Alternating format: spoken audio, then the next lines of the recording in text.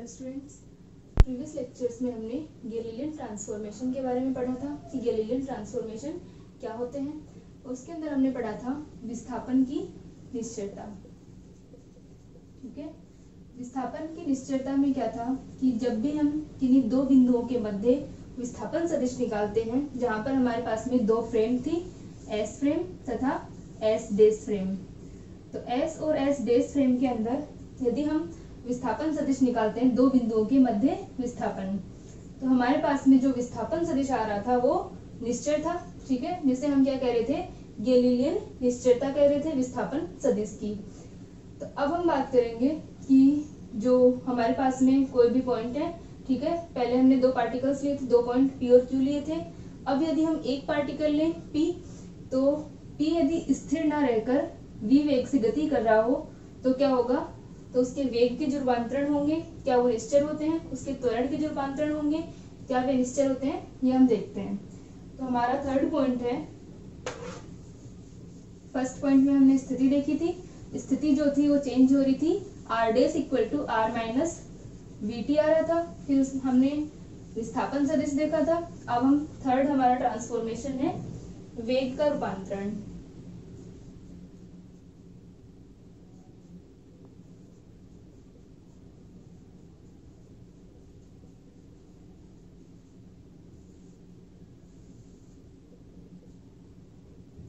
ठीक है, ये जो हमारी यूनिट फर्स्ट है, ये सारी फ्रेम निर्देश तंत्रों पर आधारित है कि हमारे पास में कोई भी दो निर्देश तंत्र हो एस और एस डैश, तो उनमें रूपांतरण समीकरण किस तरह से होंगे, किस तरह से हम किसी भी घटना को या किसी भी पार्टिकल की पोजीशन को एस फ्रेम में देखेंगे और किस तरह से हम उसी पार्टिकल को एस डैश फ्रेम के सापेक्ष देखेंगे। अर्थात इस यूनिट में हम ये पढ़ रहे हैं कि हमारे पास में जब भी कोई निर्देश तंत्र है तो उसके सापेक्ष हम किसी भी घटना को अगर देखते हैं तो वो, अगर हम निर्देश तंत्र को चेंज करें तो वो घटना, उसके ऑब्जर्वेशन जो है, जैसे मान लो हमने पार्टिकल लेके चल रहे हैं एक्स वाई जेड और यहाँ पर हमारे पास में एक्स डैश वाई डैश और जेड डैश है, तो ये ऑब्जर्वेशन किस तरह से चेंज होते हैं। तो इनमें हमने अलग अलग कंडीशंस देखी। फिर हम गैलीलियन ट्रांसफॉर्मेशन देख रहे हैं कि गैलीलियन ट्रांसफॉर्मेशन जो है वो किसी एक फ्रेम से दूसरी फ्रेम के अंदर हमें क्या बता रहे हैं कि किस तरह से हम ऑब्जर्वेशन को रिलेट कर सकते हैं एक फ्रेम से दूसरी फ्रेम के अंदर। तो यहां से अपने पास में अपन पॉइंट ले रहे हैं वेग का रूपांतरण।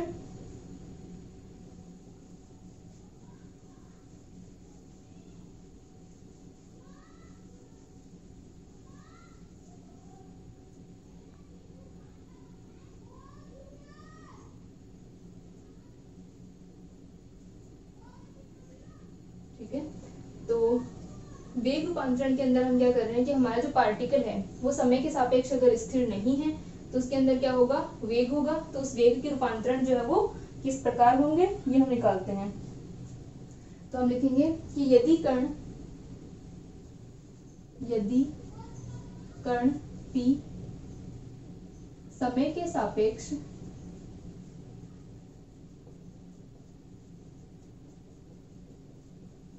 स्थिर नहीं है, ठीक है, हमारा जो कण P है वो समय के सापेक्ष स्थिर नहीं है,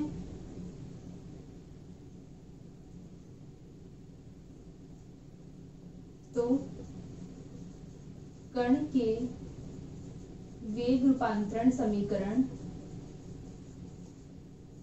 ठीक है, वेग रूपांतरण या हमसे वेलोसिटी ट्रांसफॉर्मेशन,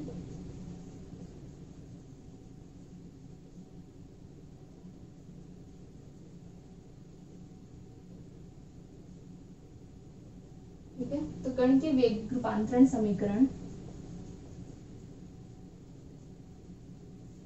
निम्न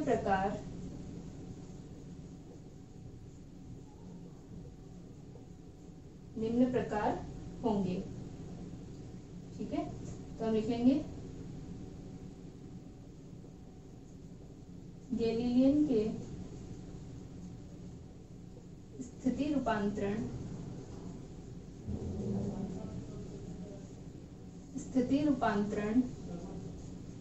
समीकरण से या फिर समीकरण को समय के सापेक्ष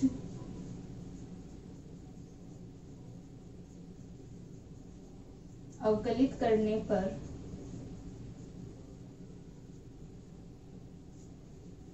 ठीक है। तो हम क्या कर रहे हैं कि हमारे पास में गैलीलियन के जो पोजीशन वेक्टर के जो ट्रांसफॉर्मेशन थे उसे हम क्या करेंगे, टाइम के रिस्पेक्ट में डेरिवेटिव करेंगे यहाँ पे। तो यहाँ पर हम देख सकते हैं कि जो हमारा स्थिति सदिश का रूपांतरण था r dash equal to r minus we t, इसे हम टाइम के रिस्पेक्ट में डिफरेंशिएट करेंगे।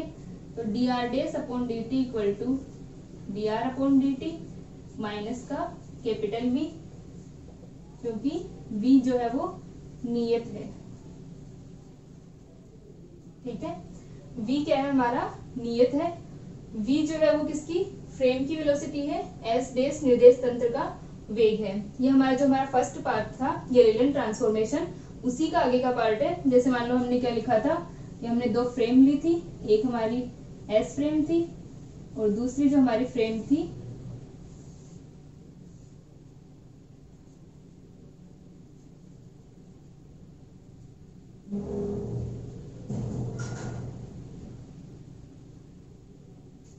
ठीक है। तो इस तरह से हमारे पास जो कंडीशन थी वही हम ले रहे हैं यहाँ पे, उसी का आगे का पार्ट है ये वेलोसिटी ट्रांसफॉर्मेशन। तो यहाँ से हम देख सकते हैं कि अगर हम इस स्थिति रूपांतरण को r dash r minus we t, इसको टाइम के रिस्पेक्ट में डेरिवेटिव ले इसका, तो d r dash upon d t equal to d r by d t minus का v हमें मिलेगा। तो यहाँ से हम लिख सकते हैं, ये कैपिटल V ले लेना इसे, ये फ्रेम की वेलोसिटी है, v नियत है, ठीक है, और v किसका मान है, हमारा फ्रेम s का मान है। तो यहाँ से अपने पास में आ जाएगा d r dash by d t v dash equal to v minus capital V, ठीक है, जहां v डैश तथा v कण p के क्रमशः s तथा s डैश में वेग हैं। ठीक है, हम वेलोसिटी ट्रांसफॉर्मेशन निकाल रहे हैं जहां पर हमारा v डैश और v किसके वेग है, कण p के वेग हैं, किसमें, s और s डैश में। तो इससे हम देख सकते हैं कि हमारे पास में जो v डैश है यानी कण p का जो वेग है वो उसके समान नहीं आ रहा है जितना वेग उसका s में था, क्योंकि हमने विस्थापन सदिश के अंदर देखा था कि हमारा d डैश और d समान आ रहे थे। ठीक है, तो d डैश और d समान आ रहे थे, इसका मतलब कि विस्थापन सदिश जो है वो चेंज नहीं होता किसी भी, चाहे हम s फ्रेम में देखें या s डैश फ्रेम में देखें।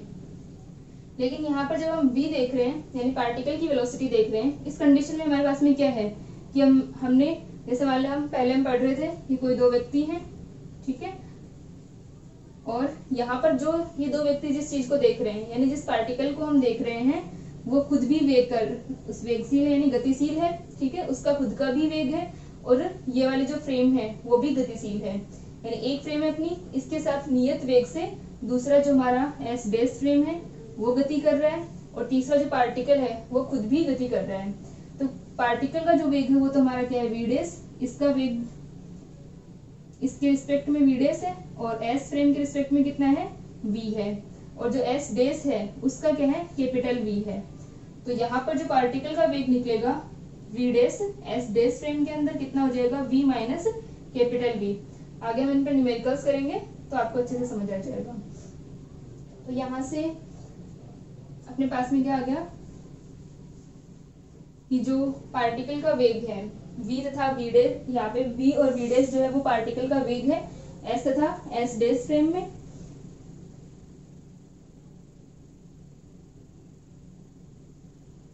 ठीक है, तो यहाँ से हम इसको लिख सकते हैं कि v तथा ये हो गया,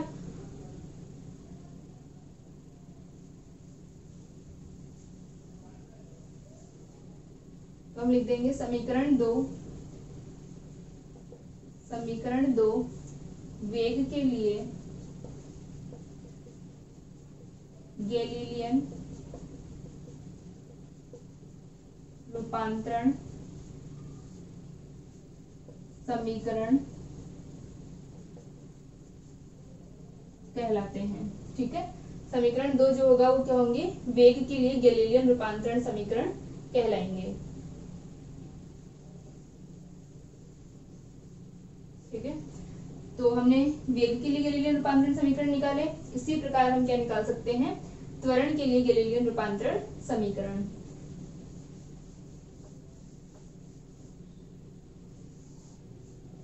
ये हमारा वेग के लिए है। फोर्थ पॉइंट होगा हमारा त्वरण के लिए गैलीलियन रूपांतरण समीकरण।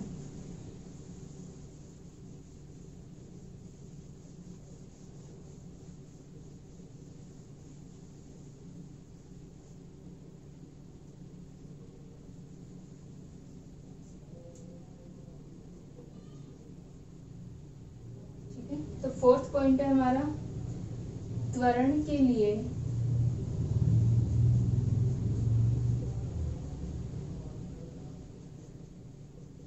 गैलीलियन रूपांतरण समीकरण।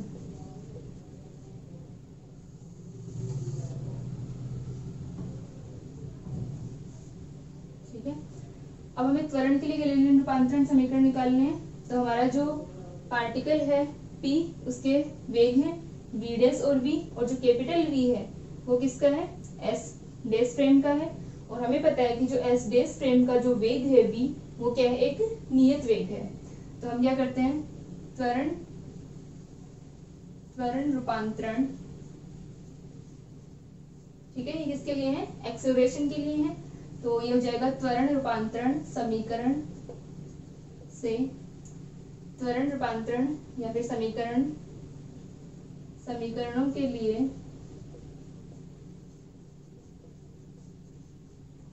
समीकरण दो को समय के सापेक्ष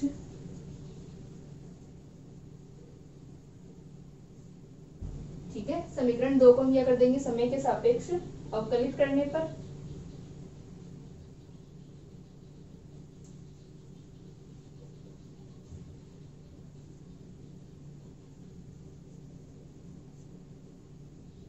तो यहां से हमें मिलेगा dv dash upon dt equal to dv upon dt minus का 0, क्योंकि v नियत है। ठीक है, तो यहां से अपने पास में वैल्यू आ जाएगी a dash equal to a vector. ठीक, तो हम देख सकते हैं कि S के अंदर हमारा जो त्वरण था वो A है, S डैश के अंदर जो त्वरण है वो A डैश है। तो यदि एक जड़त्वीय निर्देश तंत्र के सापेक्ष कोई दूसरा जड़त्वीय निर्देश तंत्र नियत वेग से गति कर रहा है, तो क्या होगा, त्वरण के जो रूपांतरण समीकरण होंगे वो निश्चय रहेंगे, यानी चेंज नहीं होंगे, इनवेरिएंट रहेंगे। ठीक है, तो हम लिख सकते हैं, अतः त्वरण का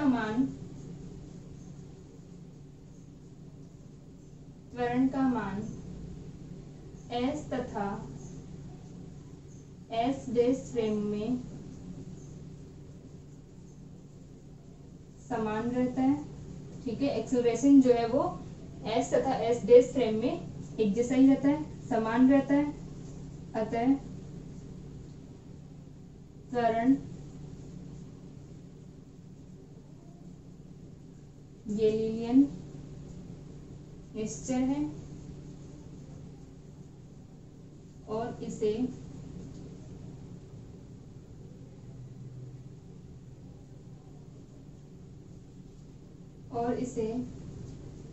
त्वरण के लिए गैलीलियन निश्चयता का नियम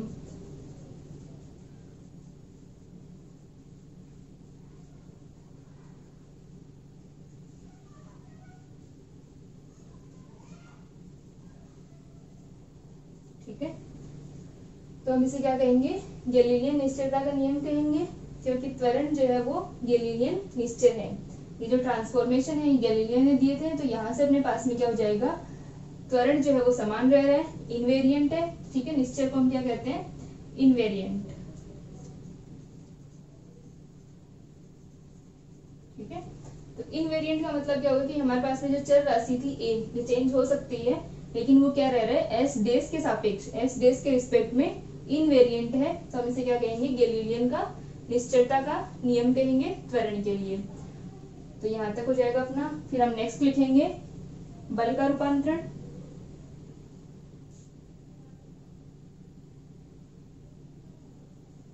ठीक है, तो बल का रूपांतरण निकालेंगे, यहाँ तक लिख लो। त्वरण के लिए गैलीलियन का रूपांतरण समीकरण। नेक्स्ट हमारा पॉइंट होगा बल का रूपांतरण।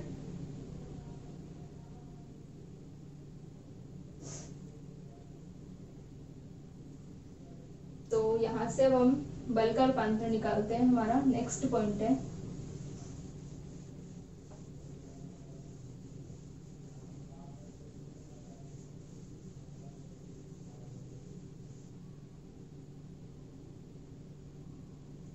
आप लोगों के जो ये यूनिट फर्स्ट है, इसका चैप्टर फर्स्ट है ये, और निर्देश तंत्र है। आप लोग सीबीएच की बुक ले लेना है, ठीक है। तो यहाँ से अपना चैप्टर फर्स्ट है ये, यूनिट फर्स्ट का, जिसमें हम निर्देश तंत्रों के बारे में पढ़ रहे हैं। फिर आगे इसके न्यूमेरिकल्स करेंगे। तो यहाँ से अपना नेक्स्ट पॉइंट हो जाएगा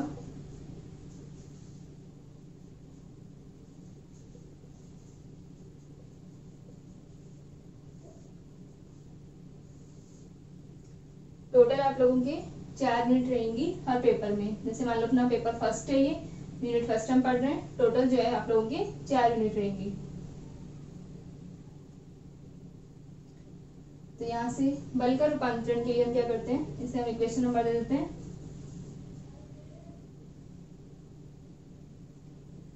और लिखेंगे कण का द्रव्यमान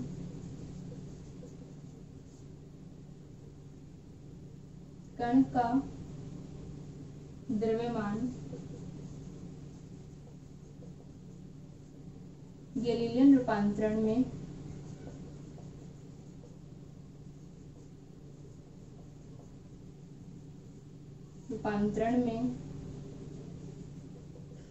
सभी निर्देश तंत्रों में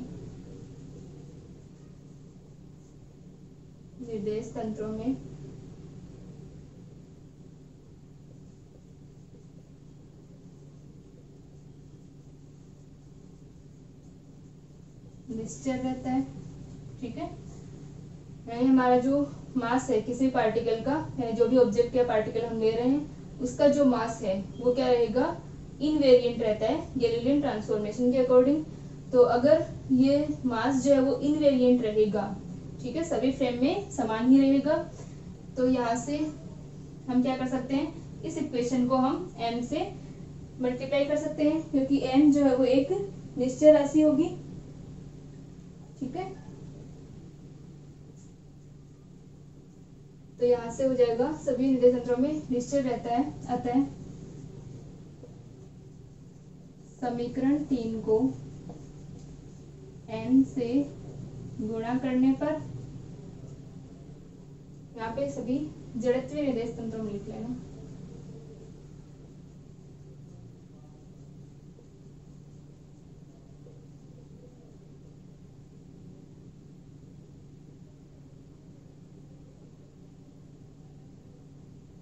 m से गुणा करने पर, तो यहाँ से हो जाएगा ma dash equal to ma, और ma डैश, ma क्या होता है, f डैश,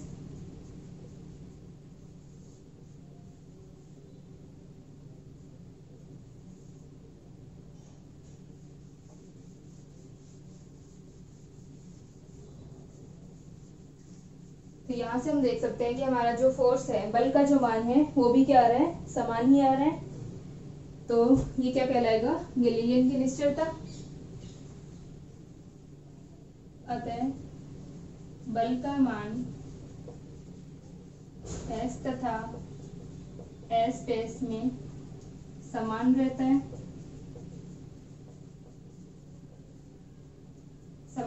है, इसे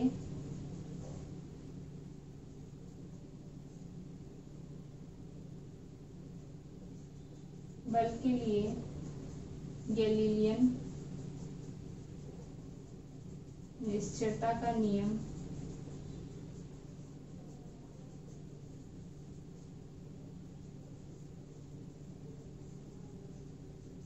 कहते हैं। ठीक है, तो हमारा जो पार्टिकल है P, उस पर अगर आरोपित बल है वो S में भी समान है और S डेस में भी समान है, यानी जो पार्टिकल है वो क्या कर रहे हैं, यहाँ पे फोर्स जो है, बल जो होगा वो क्या होगा, गैलीलियन निश्चर राशि है।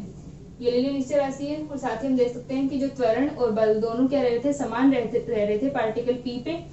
तो एक तरीके से ये क्या करेगा, न्यूटन के नियम जो है वो वैध रहेंगे, यानी जड़त्वीय निर्देश तंत्र जो है S, उसके सापेक्ष यदि कोई दूसरा निर्देश तंत्र v वेग, नियत वेग से गति कर रहा है तो उसमें जो न्यूटन के नियम है वो क्या रहेंगे, वैध रहेंगे। तो इसे हम क्या कहते हैं, बल के लिए गैलीलियन का निश्चरता का नियम कहते हैं। तो यहाँ से हम देख, हमारे पास में क्या क्या रिजल्ट आ जाएंगे। सबसे पहले हमने स्थिति के लिए निकाला था, स्थिति के लिए हमारे पास में आया था r days r minus we T. ठीक है, तो पार्टिकल की जो पोजीशन थी वो चेंज हो रही थी। दूसरा हमने निकाला था विस्थापन सदिश, वो हमारे पास सेम आया था। फिर हमने वेग के लिए निकाला, तो पार्टिकल का वेग भी चेंज रहता है, यदि हम एस फ्रेम के सापेक्ष देख रहे हैं तो अलग आएगा और एस डेस फ्रेम के सापेक्ष देख रहे हैं तो अलग आएगा। तो यहाँ से अपने पास में क्या हो जाएगा, v dash equal to v minus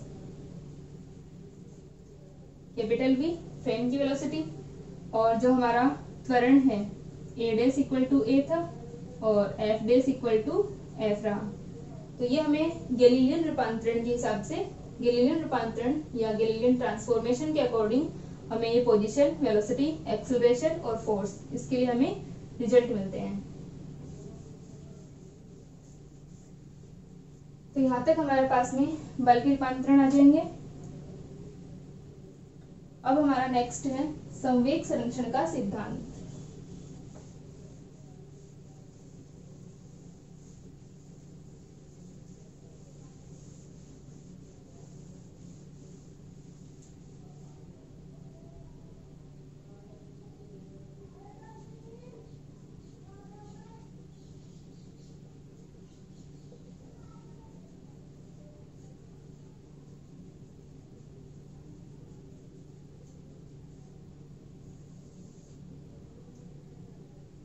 संवेग संरक्षण के सिद्धांत क्या होता है कि किसी भी पार्टिकल का किसी अभिक्रिया से, जैसे हम टक्कर के अंदर देखते हैं कि पहले और बाद में, जैसे हमारे पास में दो m1 और m2 मास के दो कण हैं जिनका वेग u1 और u2 है।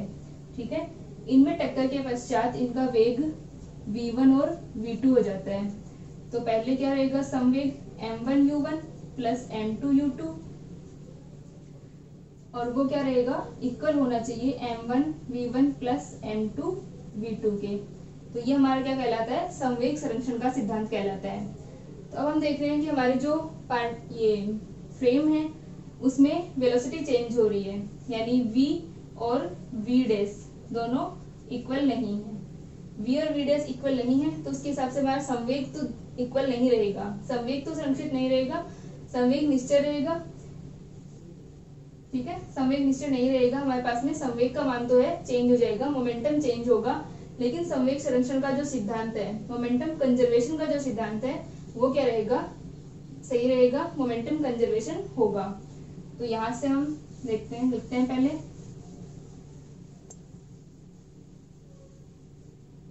कि माना निर्देश तंत्र S में दो कणों के द्रव्यमान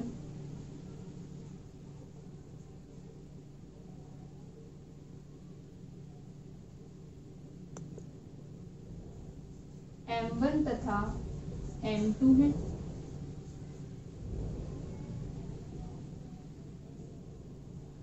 m1 तथा m2 है तथा इनके वेग क्रमशः u1 तथा u2 है। ठीक है, टक्कर के पश्चात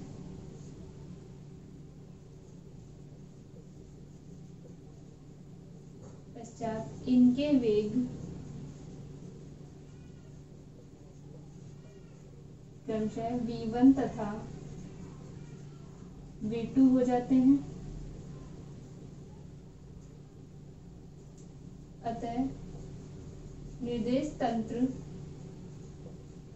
S में संवेग संरक्षण सिद्धांत से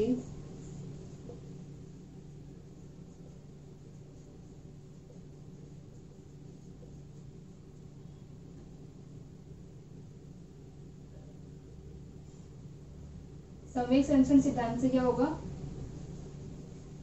m1u1 plus m2u2 equal to m1v1 plus m2v2।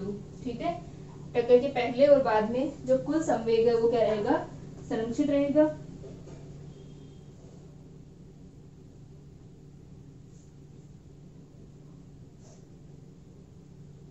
तो अब अपने पास में तो ये तो हम इक्वेशन नंबर 1 डाल देते हैं, ये निर्देश तंत्र S के लिए है। अब हम लिखते हैं, माना निर्देश तंत्र S के सापेक्ष नियत वेग कैपिटल V से गतिशील निर्देश तंत्र S डैश में कण के वेग क्रमशः u1 डैश तथा u2 डैश हैं तथा इनके वेग टक्कर के पश्चात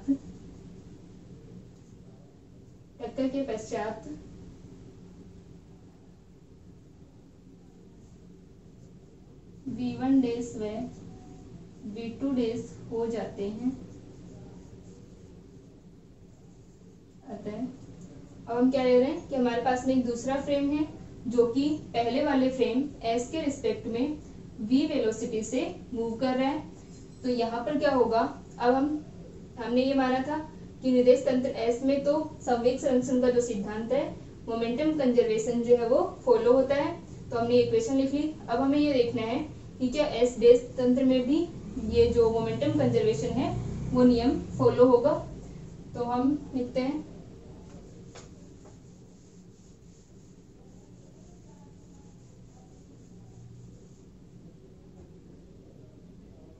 हम लिख लेंगे टक्कर से पूर्व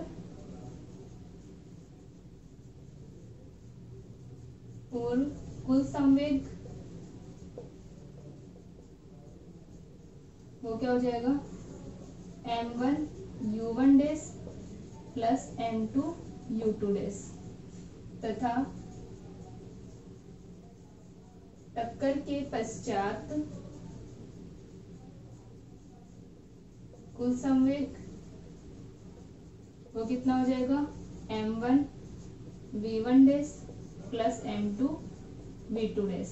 ठीक है, तो यहाँ तक हमने लिख लिया कि टक्कर से पूर्व संवेग क्या होगा और टक्कर के पश्चात संवेग क्या होगा। अब हमें देखना है कि क्या ये जो इक्वेशंस हमने लिखी हैं ये दोनों इसका संवेग संरक्षण सिद्धांत का पालन करते हैं। तो यहाँ तक हो गया। अब हम लिखेंगे कि टक्कर के पश्चात और पूर्व जो संवेग है वो इक्वल होता है।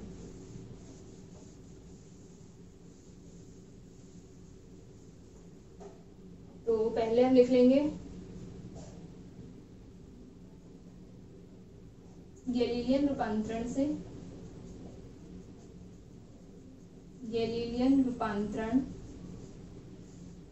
समीकरण से, ठीक है, गैलीलियन रूपांतरण समीकरण से हम क्या लिख सकते हैं, u1 equal to u1 dash plus v। वेग के जो हमने रूपांतरण समीकरण लिखे थे वो क्या थे, v dash equal to v minus capital V। तो यहाँ पर हमारे पास में क्या है, u1 dash equal to U1 minus capital v, और अगर हम U1 के फॉर्म में लिखें तो ये हो जाएगा U1 equal to U1 dash plus v. तो यहाँ से अपने पास वैल्यू आ गई U1 equal to U1 dash plus v तथा U2 dash equal to U2 equal to U2 dash plus v. इसी प्रकार V1 equal to V1 dash plus v तथा V2 equal to V2 dash plus v. ठीक है, तो यहाँ से अपने पास में क्या हो जाएगी, हम गैलीलियन रूपांतरण समीकरण लिख लेंगे। अब हमारे पास में जो वैल्यूज आई हैं उन्हें हम क्या कर लेंगे, जो इक्वेशन हमने लिखी थी पहले संवेग संरक्षण सिद्धांत की, उसको इक्वेशन नंबर फर्स्ट डाल लेना जो हमने संवेग संरक्षण सिद्धांत के लिए लिखी थी। और यहाँ से अपने पास में 2 और 3 हो जाएगा।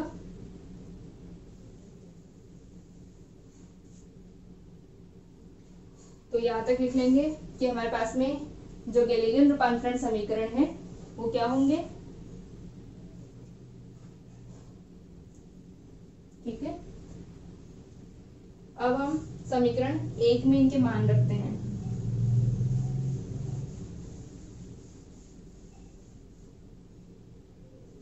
समीकरण 1 में समीकरण 2 तथा 3 से मान रखने पर, ठीक है, समीकरण 2 तथा 3 से हम उसमें मान रखेंगे। तो क्या था, M1 U1 का मान क्या है, U1 dash plus V plus M2 U2। तो ये हो जाएगा M2 U2 का मान क्या है, U2 dash plus V equal to M1 V1। तो V1 का मान क्या है, V1 डैश प्लस V और प्लस M2 V2 का मान है अपने पास में V2 डैश प्लस V।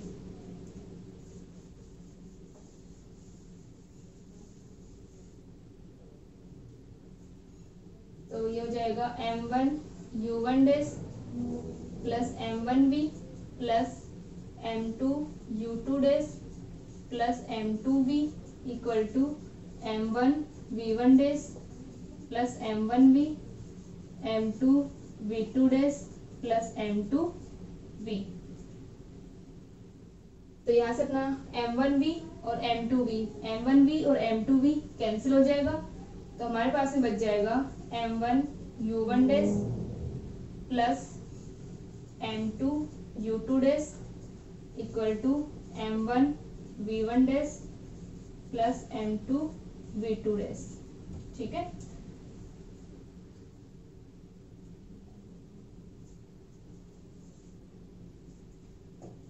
तो यहाँ पर अपने पास में जो M1 U1 dash plus M2 U2 dash आ रहा है इक्वल किसके, M1 V1 dash plus M2 V2 dash. तो ये क्या था हमारा S डैश निर्देश तंत्र में संवेग संरक्षण था या फिर कुल संवेग था टक्कर से पहले, और ये हमारा S डैश निर्देश तंत्र में कुल संवेग था टक्कर के पश्चात। तो हम लिख सकते हैं इस समीकरण 4 से, समीकरण 4 निर्देश तंत्र S डैश में संवेग संरक्षण को या संवेग संरक्षण के सिद्धांत को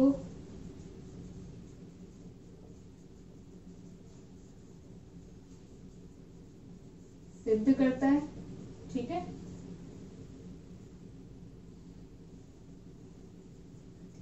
ठीक है, तो हमारे पास में जो पहले M1 U1 plus M2 U2 equal to M1 V1 plus M2 V2 आ रहा था, उसी प्रकार S डैश तंत्र में भी M1 U1 dash plus M2 U2 dash M1 V1 dash plus M2 V2 dash आ रहा है। तो सर जो हमारा S डैश फ्रेम है, S डैश जो फ्रेम ऑफ रेफरेंस है अपना, उसमें भी क्या है, मोमेंटम कंजर्वेशन जो है वो प्रूफ हो रहा है। तो हम कह सकते हैं अतः S तंत्र जड़त्वीय निर्देश तंत्र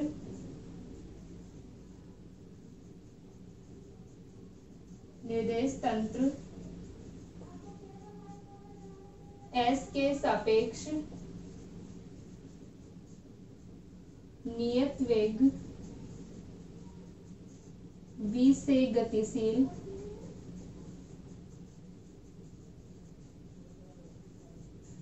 निर्देश तंत्र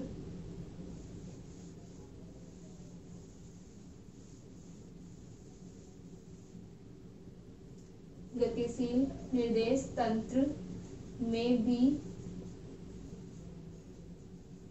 संवेग संरक्षण का सिद्धांत संवेग संरक्षण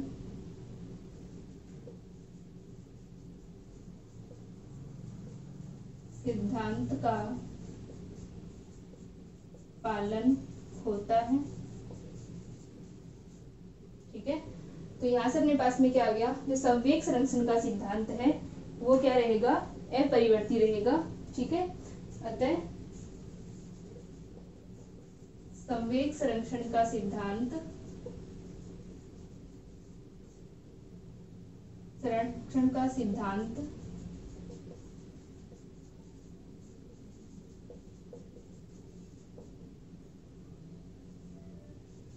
अपरिवर्ती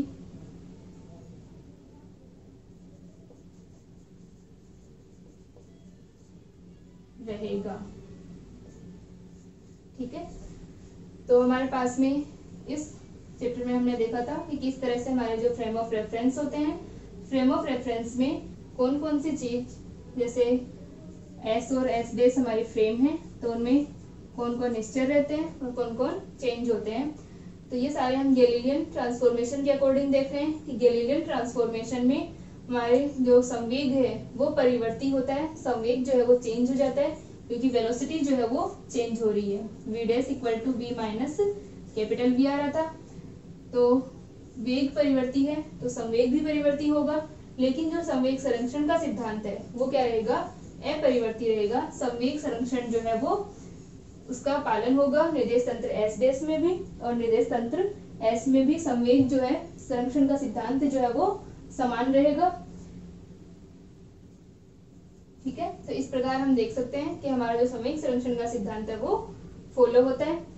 नेक्स्ट हमारा जो है वो ऊर्जा संरक्षण का सिद्धांत है। गैलीलियन रूपांतरण के अकॉर्डिंग हमारे कौन कौन से होते हैं, ऊर्जा संरक्षण का सिद्धांत, संवेग संरक्षण का सिद्धांत आदि हम निकाल सकते हैं।